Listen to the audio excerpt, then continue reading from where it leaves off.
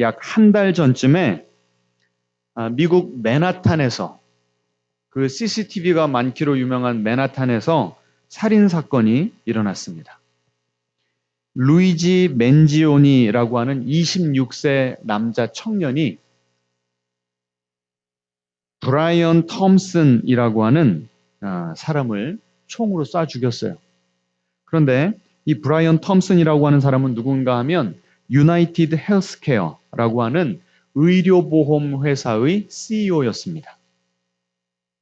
그러니까 이 미국에도 의료보험 이 민영화가 되어서 의료보험 회사들이 많은데 그 중에서도 가장 큰 의료보험 회사의 CEO를 CCTV가 잘 설치되어 있는 데서 일부러 이 26세 청년이 총으로 쏴 죽인 거였어요. 그리고 총만 쏘고 유유히 사라졌습니다. 철저하게 계획된 살인이었어요. 그런데 미국에는 워낙 총기 사고가 많이 나니까 그들 중에 하나겠지라고 할 수 있는데 제가 왜 이 사건을 언급을 하냐면은 이 사건이 일어나고 난 다음에 미국인들이요. 이 범행을 옹호하고요. 이 CEO가 잘 죽었다라고 하는 것이 이 서민들 사이에 공유된 정서가 되어버렸다는 거예요. 이것이 미국에는 지금 충격적으로 지금 받아들여지고 있는 것입니다. 이 루이지 맨지온이라고 하는 이 범인이 명문대 출신이에요. 그런데 허리에 늘 이 극심한 통증이 있었답니다. 그래서 척추 유합 수술을 받았는데도 그 이후에도 계속 통증이 지속되는 겁니다.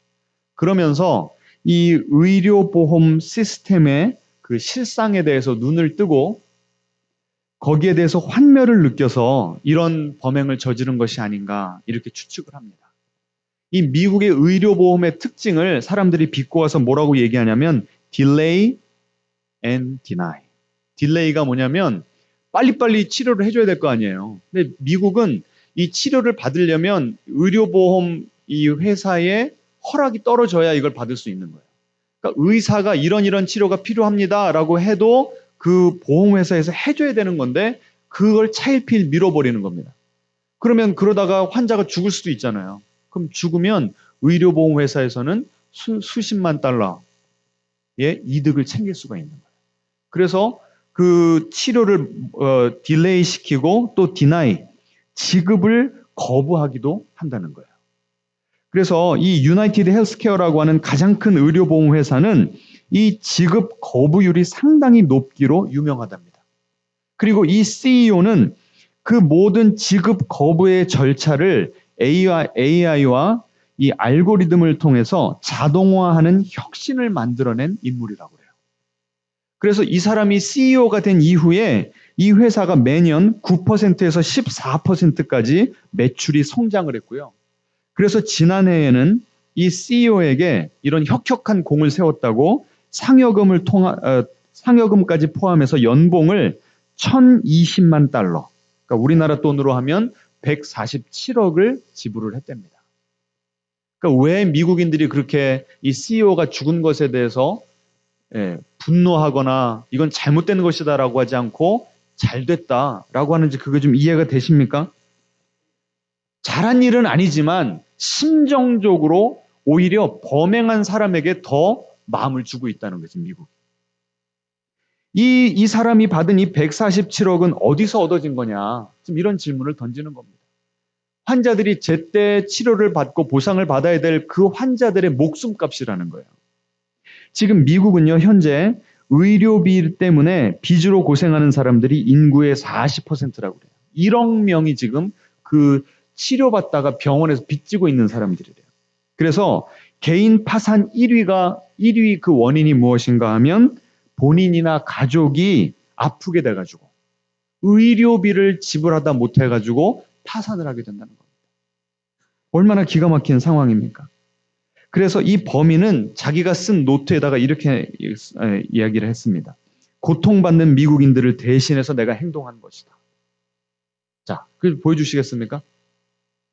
예, 이 왼쪽에 있는 범인이 루이지 맨지온이고요. 오른쪽에 있는 사람이 그 가장 큰 의료보험회사 CEO 브라이언 톰슨이라고 하는 사람입니다. 그 다음 페이지요. 네. 그래서 여기 보시면 그 free 루이지를 석방시켜라 라고 하는 게 저게 티셔츠예요. 저게 지금 미국에서 불티나게 팔리고 있답니다. 그리고 오른쪽에 보시면 전봇대에다가 루이지라고 하는 그 저 청년의 얼굴을 합성해가지고 그 배경을 보면 보통은 어떤 그림이에요? 성자의 그림이에요, 성자. 그 지금 범행을 저지르는 것 자체는 옳은 일이라고 할 수는 없으나 누구를 죽인 거예요? 그 미국인들이 보기에는 미국인들의 목숨값으로 배를 불린 그 사람을 처형한 역할을 해줬기 때문에 성자라고까지 좀 그렇게 이야기를 한다는 겁니다. 지금 미국은요, 빈익빈 부익부가 너무 지금 심해져서 대다수의 사람들이 경제적으로, 행정적으로, 법적으로 이 시스템 자체가, 자기네들이 살아가고 있는 이 시스템 자체가 자기네들을 억압하고 자기네들을 더 가난하고 비참하게 만든다고 느끼면서 살아가고 있다는 겁니다. 그래서 제가 읽었던 그 기사에서는 이대로 가면 미국도 프랑스 혁명처럼 이 유혈 혁명이 일어날 수가 있다. 너무 소수의 사람들에게 부와 특권이 집중되니까 서민들이 막 들끓다가 결국은 혁명을 일으킬 수밖에 없는 위험한 상황이다. 이렇게까지 이야기를 한다는 겁니다. 여러분, 한 공동체, 한 사회, 한 조직이 정말 건강한가 건강하지 않는가의 기준이 어디 있습니까? 이것은 그 공동체 안에 살아가는 사람들이 얼마나 안전하다고 느끼는가에 있다는 거예요. 특별히 일반 그 일원들이 아니라 그 사회에서, 그 공동체에서 가장 연약한 사람들이 그래도 내가 이 공동체에만 속했으면 나는 그래도 먹고 살 걱정은 없겠구나. 내가 어려운 일을 당해도 내가 도움을 받을 수 있겠구나. 라고 하는 그 확신이 있으면 내 마음이 불안하지 않다는 거예요. 안전하다고 느끼는 그런 사회, 그런 공동체가 건강하다는 거죠. 그런데 지금 미국 사회는 그런 안전함을 느끼지 못하는 사회가 됐다는 거예요. 자, 그럼 우리 한국을 보면 어떻습니까? 한국은 어때요? 여러분 요새 살아가시기에 안전하다고 느끼세요? 불안하다고 느끼세요? 야, 이러다 나 갑자기 암 발견되면 어떻게 하지? 또 우리 어르신들은 내가 치매 걸려가지고 우리 가족들에게 짐이 되면 어떻게 하지? 요새 뭐 그 보험 그 세일하는 거 광고 보시면 나오잖아요. 어르신 하나를 한 분을 그 24시간인가요? 간병인을 풀타임으로 쓰려면 한 달에 뭐 500에서 뭐 600이 든다나 이런 그 광고 나오면 여러분 보시면서 어떠시냐고요? 불안하잖아요. 교육비는 너무나 지금 올라가 있고 아파트 값도 올라가니까 지금 신혼부부들이 집을 못 사는 상황이 되고 지금 우리 한국 사회도 건강한 사회가 아니라는 거예요. 지금 마음에 이런 부글부글 끓어오르는 이런 감정들이 서민 가운데 지금 널리 퍼져 있다는 겁니다. 오늘 우리가 살펴볼 이 느헤미야도요. 자기가 지금 몸담고 있는 이 성벽을 재건해야 되는 그 예루살렘 사회에서 이런 현실을 목도했다고 나옵니다. 그래서 오늘 본문에 보시면 자 한번 보시겠습니까? 느헤미야 5장 6절을 우리 한 목소리로 봉독하겠습니다. 내가 백성의 부르짖음과 이런 말을 듣고 크게 노하였으나 저기 부르짖음이라고 나오죠. 이 부르짖음이라고 하는 똑같은 단어가 어디 나오냐면 출애굽기에 나와요. 누가 부르짖었을까요? 출애굽기에서 노예로 압제당하고 강제 노역에 시달리던 이스라엘 백성들이 하나님께 우리 못 살겠습니다. 막 부르짖는 그 부르짖음으로 지금 느헤미야에게 그 예루살렘에서 고통받던 사람들이 찾아와서 호소를 했다는 거예요. 자, 그 호소의 내용이 2절부터 5절까지 나오는데요. 제가 간단하게 요약을 해드리면 이렇습니다. 지금 예루살렘에 안 그래도 살기가 팍팍한데 흉년이 들었대요. 그러니까 우리 지금 이 사회로 따지면 뭡니까? 경제 불황이라는 거예요. 서민들이 먹고 살 게 없다는 거예요. 게다가 지금 그 논밭이 있는 사람들도 흉년이라 논밭과 집을 저당 잡혔다는 거예요. 그래서 겨우겨우 지금 생활비를 지금 받아 쓰고 있고 게다가 결국은 이 저당 잡힌 집 더 이상 저당 잡힐 게 없어서 누구까지 팔아버렸냐면 자식들까지. 지금도 인도 네팔 가보시면 그런 일들이 비일비재하게 일어나고 있습니다. 게다가 세금이 너무나 많이 부과가 돼가지고 부자들에게 빚을 졌다는 거예요. 그 당시에는 은행이 없었으니까요. 그래서 이 고리대금업이 성행해서 이자를 내느라고 허덕이고 있다는 거예요. 그러니까 이 불경기에 땅도 싸게 나오니까 부자들은 그걸 싹 끌어모으면서 엄청난 부를 축적하고 있고 대다수의 서민들은 지금 노예가 되고 자식들까지 지금 팔아버리는 먹고 살 길이 없는 이 기가 막힌 상황 가운데 느헤미야에게 찾아와서 우리 좀 살려주십시오 라고 했다는 겁니다. 자, 5장 5절 지금 쉬운 성경으로 이렇게 번역되어 있습니다. 같이 한번 읽어보죠. 결국 모든 빈민들이 부유한 이들을 향해 이렇게 원망하였다. 이렇게 빈부의 격차가 커지면 어떻게 우리가 모두 동족이라고 할 수 있겠습니까? 우리 육체는 그들의 육체와 다릅니까? 우리 자식들은 그들의 자식들과 같지 않습니까? 그런데 이제는 우리가 그들에게 우리 딸들을, 아들, 딸들을 노예로 팔아먹게 되었습니다. 벌써 우리 딸들 중에서 여러 명이 노예 신세가 되었습니다. 그러나 우리 논밭과 포도원이 이미 부유한 사람들에게 넘어갔기 때문에 불쌍한 딸들을 건져낼 길이 없습니다. 지금 예루살렘에서 느헤미야가 뭐 하고 있다고요? 외적들의 침입으로부터 보호하기 위해서 이 예루살렘 주민들이 안전하다고 느끼고 살게 하는 그런 공동체를 재건하기 위해서 성벽을 지금 짓고 있다고요. 그런데 보이는 성벽은 지금 착착착 지어나가고 있습니다. 막 산발랏 어제 살펴봤죠? 이런 사람들이 모욕을 하고 막 죽이려고 공격을 해도 한 손에는 쟁기를 들고 한 손에는 무기를 들면서 싸워서 지금 겉으로 보이는 물리적인 성벽은 쌓아나가고 있어요.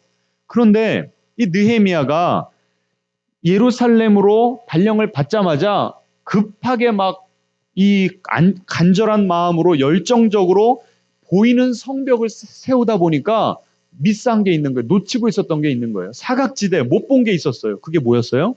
서민들의 아픔이었어요. 이제서 그것을 깨닫게 된 것입니다. 그러니 나는 지금 물리적인 이 성벽만 짓느라고 애를 썼는데 실상을 들어가 보니까 서민들의 삶이 완전히 무너져 버렸다는 거죠. 서민들의 마음까지도 지금 다 무너져 버렸다는 거예요. 그래서 적어도 그 안에서는 하나님을 섬기는 백성들이 하나가 돼야 되는데, 그리고 느헤미야가 느끼기에는 지금까지 한 마음이 되어서 성벽을 쌓아놨다고 생각을 했는데 실상을 확 커튼을 열어보니까 어떻게 된 거예요? 귀족과 관리들은 지금 호의호식을 하고 있고 똑같은 재난 상황 가운데서도 대다수는 너무나 어렵게 입에 풀칠하기가 힘들게 생활고에 시달리고 있다라고 하는 그 현실을 맞닥뜨리게 된 겁니다. 여러분, 우리가 코로나를 지나왔습니다. 코로나는 어느 누구나 걸릴 수 있는, 그래서 이 인류를 평등하게 만들었다고 처음에는 그런 얘기가 나왔었어요. 그런데 코로나가 오래 지나니까 어떻게 됐죠?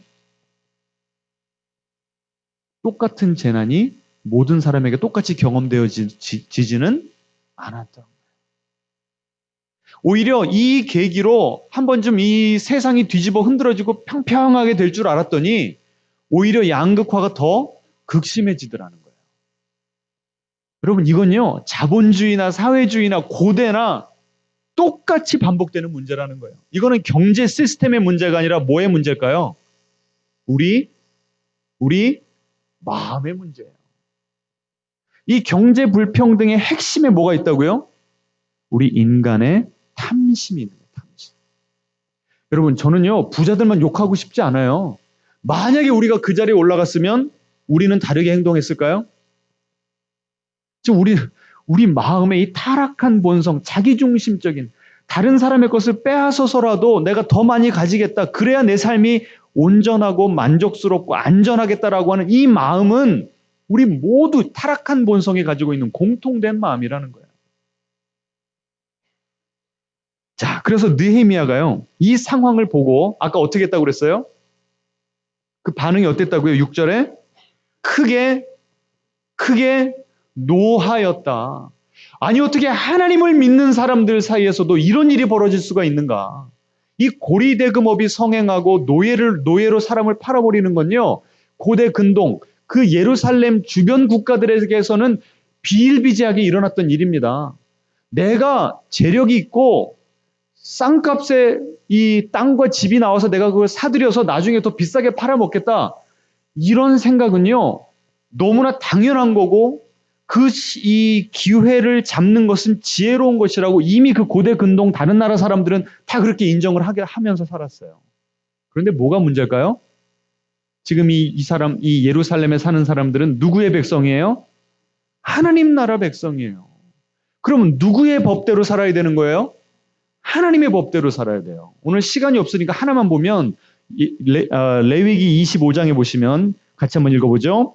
너는 그에게 이자를 위하여 돈을 구워주지 말고 이익을 위하여 네 양식을 구워주지 말라.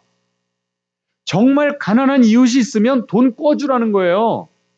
그런데 뭐는 받지 말아라? 이자는 받으면 안 된다는 거예요. 이게 하나님의 법칙입니다.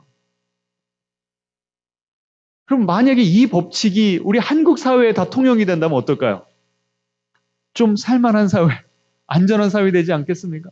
근데 그게 너무 이상적이라고 한다면 적어도 어디서는 그렇게 살면 안 돼요? 이자를 받으면서 살면 안 돼요? 우리 공동체, 하나님을 섬기는 교회 공동체 안에서는 이런 일이 일어나면 안 된다는 거예요.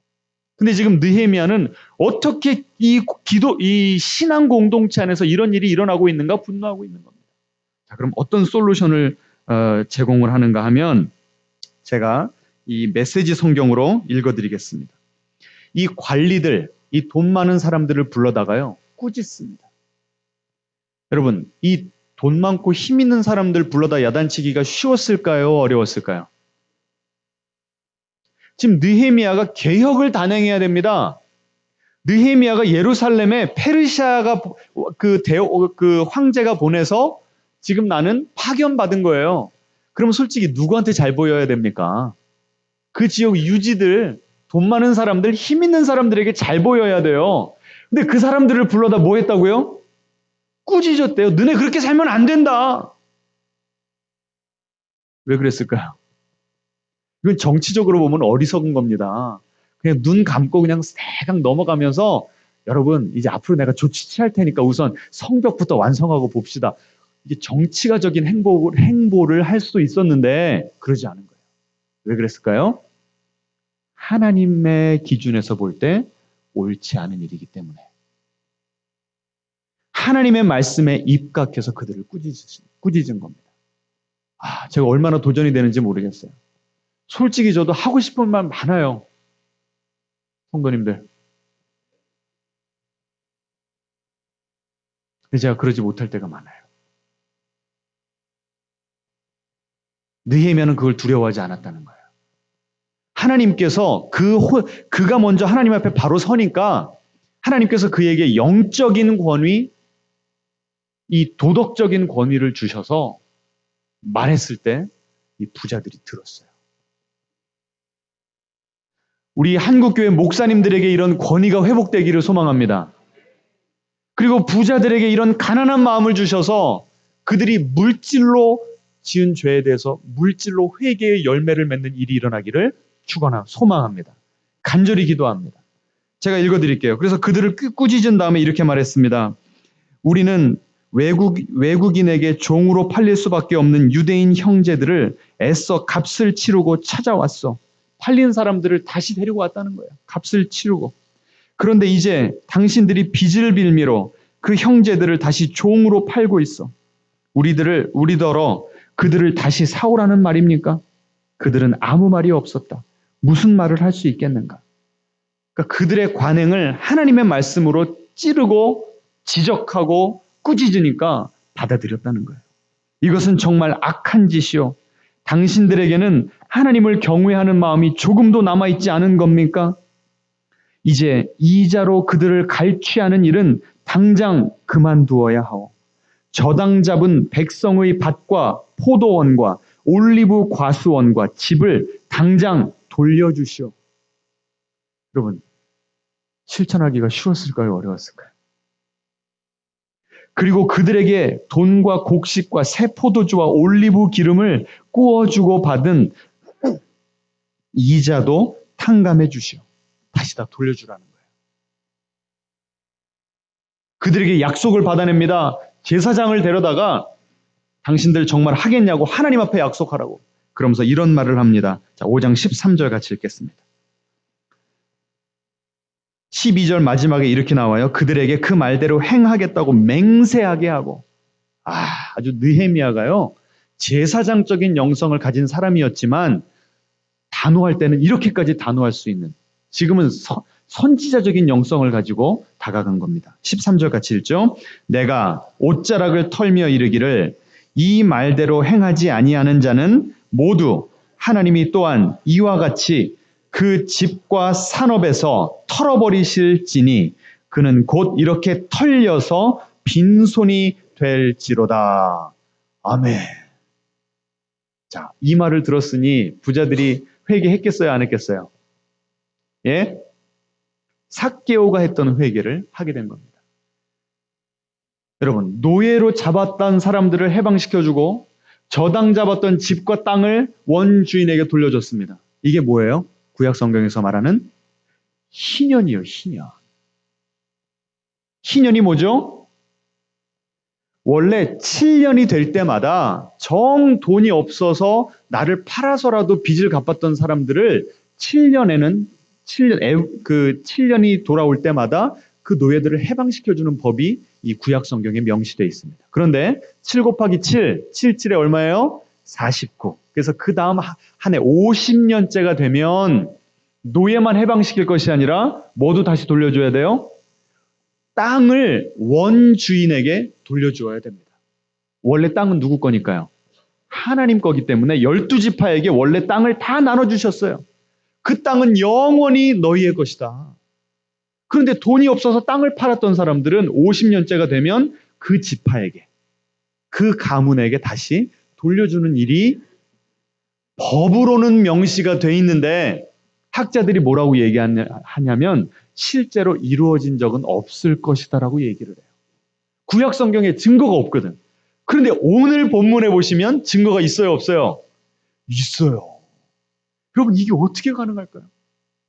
자, 누가복음 4장으로 가보겠습니다. 이 희년이 얼마나 중요한가? 누가복음 4장 18절. 예수님께서 공생애를 시작하시면서요, 내가 이 땅에 왜 왔는가? 그 사명 선언문을 이사야서를 인용하시면서 이렇게 말씀하십니다. 누가복음 4장 18절 같이 읽죠. 주의 성령이 내게 임하셨으니 이는 가난한 자에게 복음을 전하게 하시려고 내게 기름을 부으시고 나를 보내사 포로된 자에게 자유를, 눈먼 자에게 다시 보게 함을 전파하며 눌린 자를 자유롭게 하고 주의 은혜의 해를 전파하게 하려 하심이라. 아멘. 자, 여기 19절에 주의 은혜의 해가 바로 뭘까요? 희년이에요. 예수님께서 뭐 하러 오셨다고요? 이 희년을 실천하시려고 오셨대요. 그 희년의 내용이 뭡니까?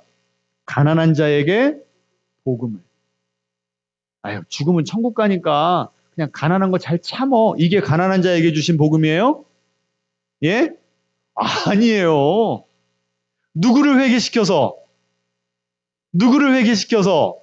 부자들 회개시켜서 그들의 재산을 나누게 함으로 가난한 자들이 더 이상 가난해지지 않게 하는 것이 예수님께서 의도하신 가난한 자에게 선포하신 복음입니다. 왜 아멘을 안 하세요? 오늘 이 말씀은 누구에게는 복음이에요? 가진 게 별로 없는 사람에게는 복음이고 좀 있는 사람들은 엄청나게 부담이 될 겁니다. 자, 이 예수님께서는 이렇게 선포를 하시고 오병이어 기적 같은 그런 놀라운 일들을 행하셨지만 어떻게 보면 예수님 생애 가운데는 온전히 이루어지지 않았어요. 그런데 언제 이 사건이 이루어지죠? 이 희년이 언제 이루어져요? 보세요. 18절에 주의 성령이 내게 임하셨으니, 희년은 제정신으로는 이루어질 수가 없다는 거예요. 누가 임하셔야? 성령님이 임하셔야 부자들이 가난한 자들의 부르짖음에 응답하면서 지갑을 열고 내 재산을 팔 수가 있다는 거예요. 이게 언제 일어났다고요? 사도행전 2장으로 가보겠습니다. 우리가 금방 우리가 묵상했던 구절이죠. 지금 우리가 사도행전 공부하고 있으니까요. 자, 2장 오순절 마가다락방이 임한 다음에 마가다락방에 성령 임하신 다음에 44절 읽겠습니다. 44절 45절 시작. 믿는 사람이 다 함께 있어 모든 물건을 서로 통용하고 또 재산과 소유를 팔아 각 사람의 필요를 따라 나누어 주며. 자, 이거 외에 좀 더 구체적인 내용이 4장에 나옵니다. 사도행전 4장 32절 같이 읽겠습니다. 믿는 무리가 한 마음과 한 뜻이 되어 모든 물건을 서로 통용하고 자기 재물을 조금이라도 자기 것이라 하는 이가 하나도 없더라. 사도들이 큰 권능으로 주 예수의 부활을 증언하니 무리가 큰 은혜를 받아 그 중에 가난한 사람이 없으니 이는 밭과 집 있는 자는 팔아 그 판 것의 값을 가져다가 사도들의 발 앞에 두매 그들이 각 사람의 필요를 따라 나누어 줌이라. 아멘. 지금 성령님이 임하시니까 교회 공동체 안에 뭐가 지금 실행이 된 거예요? 실천이 되고 있어요? 희년이. 여러분, 느헤미야 시대에 그 주변 국가들은 다 고리대공업을 했다니까요. 부자들은 더 부자 되는 것에 대해서 양심의 꺼리낌이 느껴지지 않았다니까요. 그런데 예루살렘 성 안에 사는 사람들조차도 세상을 그대로 따라하더라는 거예요. 그래서 지금 느헤미야가 야단치고 꾸짖으면서 하나님의 말씀을 들이대니까 그들이 회개하는 역사가 일어났대요. 그러면 느헤미야 5장에는 나오지 않았지만 누가 거기에 지금 역사하셨던 거예요? 성령님이. 예수님께서 그 일을 이루기 위해서 오셨고 예수님이 승천하신 다음에 예수님의 영이신 성령님이 내려오시니까 기독교 공동체 안에 이런 놀라운 일이 벌어지면서 그들 가운데는 누가 없었다고요? 가난한 사람들이 없었더라. 여러분, 이 사회의 변혁, 빈익빈 부익부 현상을 거꾸로 뒤집어 엎으려고 하면 우리 인류의 역사를 보세요. 성령님이 역사하시지 않으면 반드시 폭력으로 이게 이루어져요. 피가 흘려야 돼. 그런데 문제는요, 유혈 사태로 혁명을 이루면 또 어떤 일이 벌어집니까? 그 혁명을 통해서 권력을 잡은 사람들이 또 다 쟤네들이 다 해먹어요. 그러니까 시스템은 그대로 있고 사람들만 바뀌는 거예요. 그러면서 바뀔 때마다 피가 흘려지는 엄청난 비극이 일어나는 거죠. 그런데 성령이 임하시니까 희년을 실천하게 되니까 어떤 일이 벌어진다고요? 칼로 총으로 부자들의 것을 다시 빼앗는 것이 아니라 어떻게 돼요? 부자들이 마음의 찔림을 받아서 회개를 하게 된다는 거예요. 여러분, 지금 우리가 이 한국 사회의 이 깨어진 모습을 보면서 나도 빨리 저기 올라가야지, 이 부의 기차에 빨리 편승해야지, 내가 이걸 못했네 하면서 주저앉아서 울고 있을 것이 아니라 우리 한국 사회의 희년이 회복되도록 우리가 기도하고 헌신해야 될 줄로 믿습니다. 그러려면 어떤 바람이 불어야 된다고요? 성령의 바람이 불어야 되는 거예요. 제정신으로는 이런 개혁을 어느 누구도 일으킬 수가 없어요. 그러면 우리 한국 교회가 이렇게 많은 한국 교회, 이렇게 많은 한국 교인들이 이 희년을 실천한다면 우리 대한민국이 바뀔까요? 안 바뀔까요? 바뀌어요. 그러면 다시 뒤집어서 말하면 우리나라가 이 모양 이 꼴 되고 수많은 가난한 사람들이 지금 자살하는 이 기가 막힌 현실의 책임이 누구에게 있는 거예요? 누구에게 있어요? 우리에게 있어요. 오늘 성령의 충만함을 위해서 기도합시다. 우리 가운데 우리가 먼저 이 희년을 실천할 수 있는 제대로 된 하나님을 두려워하는 신앙인이 되게 해주시라고 기도합시다. 우리 자녀들이 이런 느헤미야처럼 하나님께서 높은 자리에 올려주셔도 그 자리를 빌미로 더 많은 권력, 더 많은 부를 거머쥐는 것이 아니라 나누어주고 낮아지고 가난한 자들의 신음에 응답하는 그런 지도자들이 되게 해주시라고 기도합시다. 그리고 우리 기독교 공동체 안에서 정말 있는 자들이 내 것을 나누어서 다른 사람들, 가난한 사람들에게 줄 수 있는 이런 선한 일들이 이루어지기를 기도합시다. 여러분, 속으로, 아유, 목사님, 내가 정말 부자 되면 내가 그때 할게요. 여러분, 그게 가능할까요? 지금 못하면 그때도 못해요. 여러분이 지금 나누는 모습을 보여주지 않으면 여러분의 자녀들 절대 못 나눕니다. 오늘 우리가 좀 회개해야 될 줄은 믿습니다. 우리 안에 있는 탐욕을 회개합시다. 내가 나누지 못한 것에 대해서 회개합시다. 성령님이 우리의 마음을 붙들어 주셨어요. 그래서 결국은 이 공동체 안에서 가난한 자들이 없는 이 놀라운 변혁이 결국 차고 흘러서 어디까지 지금 번져나가야 돼요? 한국 사회까지. 그래서 우리 대한민국은 가난한 자가 없는 날이 오도록 이것이 우리의 목표가 되어야 될 줄로 믿습니다. 이것이 우리 자녀들의 꿈이 되기를 함께 기도했으면 좋겠습니다.